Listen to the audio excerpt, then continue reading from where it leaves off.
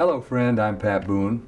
I'm a granddaddy now, and one of the things I most enjoy is reading a good book to my grandkids. It's a special experience for them and for granddaddy as well. Now I'd like to do something special, read something to you that I think you're going to enjoy. It's a wonderful Christmas book for kids. It's called Little Star, written by a longtime friend of mine named Anthony DeStefano, who's written some other best-selling books for kids. This one I think is destined to become a classic. Little Star. I think you're going to enjoy it as much as I do.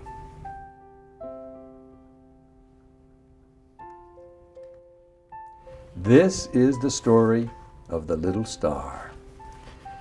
Dad, which one is the Christmas star? The boy asked, straining his eyes as he looked out at the clear, dark sky. The father, smiling, looked down at his son. Don't hurt your eyes looking for him. You won't find him. He's not up there anymore. Where is he? Where did he go? You mean I never told you the story of the Christmas star before? No, Dad, never. The boy shook his head. Please tell me. Well, a long time ago, in the farthest corner of the universe, there was a tiny star. In fact, he was the smallest star in the heavens. His name was Little Star. Little Star was sad and lonely. The other stars didn't make fun of him. They simply ignored him because he was so tiny. But what can be worse for a star than to be ignored? After all, stars do little more than decorate the sky. They help pass the long evenings by twinkle talk. And there was a lot of twinkling going on. The other stars were all talking about a rumor they had heard for ages, a rumor that a king would soon be born on a faraway planet called Earth. It was known that the king had a special message that would change the whole world forever. As the great day approached, excitement among the stars began to build. A special reward was to be given to the star who could shine the brightest on the night the baby king was born. In preparation, the stars were being cleaned and dusted by long-tailed comets.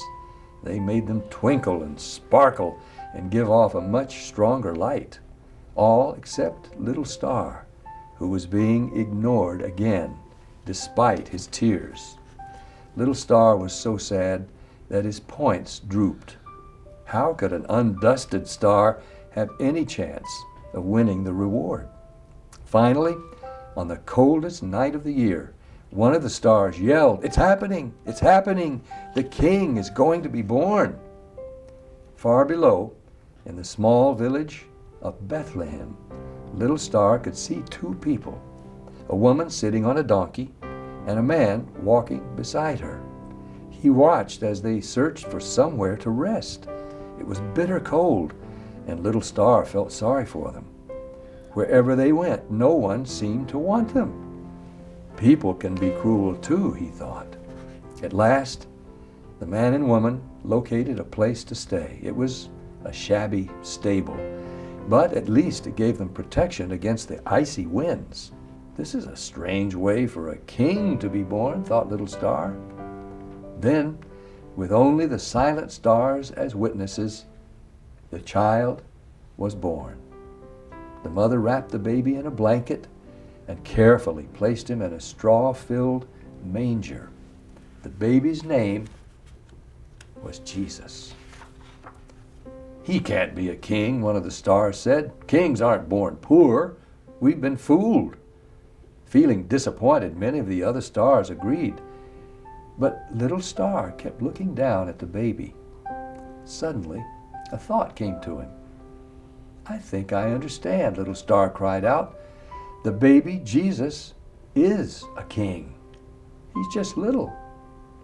Little Star knew that Jesus could have chosen to be born in a palace surrounded by riches, but instead, he had humbled himself to be born in a stable. He didn't want to be rich and important. He wanted to be like the poorest of the poor. Jesus wanted to be born little to show all the people of the world that he loved them no matter how small or poor they were. Of all the stars in the heavens, little star was the only one to understand the king's message. His message was love. Little Star's heart was bursting with joy. He wanted so badly to touch the child. Trying as hard as he could, he used all his strength and might to reach out with his light toward the earth. Burning brighter and brighter, he extended his rays down to the village of Bethlehem, into the cold stable, warming and lighting it with his love. The other stars were amazed. They had never seen Little Star so big and bright, but they were scared that he was burning too brightly for such a small star. "Stop," they all yelled. "Stop, or you'll burn yourself out." Little Star could not hear their warnings. He was only aware of the child in the cold stable.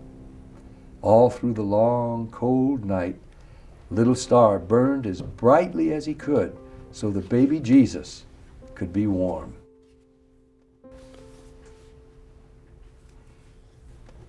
When dawn came, the star that no one had ever noticed was tiny and gray. "Little Star is gone," the other stars cried. "He burned himself out."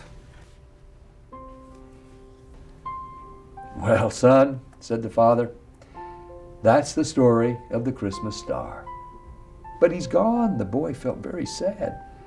No, he's not. He's not gone at all. The father patted his son's hand to reassure him. You see, Little Star did a wonderful thing that night in Bethlehem. He gave his life so that baby Jesus could be warm. And God gave him a great reward in return. Little Star will be remembered forever and ever. "You mean Little Star isn't gone?" the boy asked. "No, he's alive," the father said. "Every Christmas when we celebrate Jesus' birthday, people all over the world place a star on top of their Christmas tree to remember him." The boy looked up at the star on top of the Christmas tree and smiled.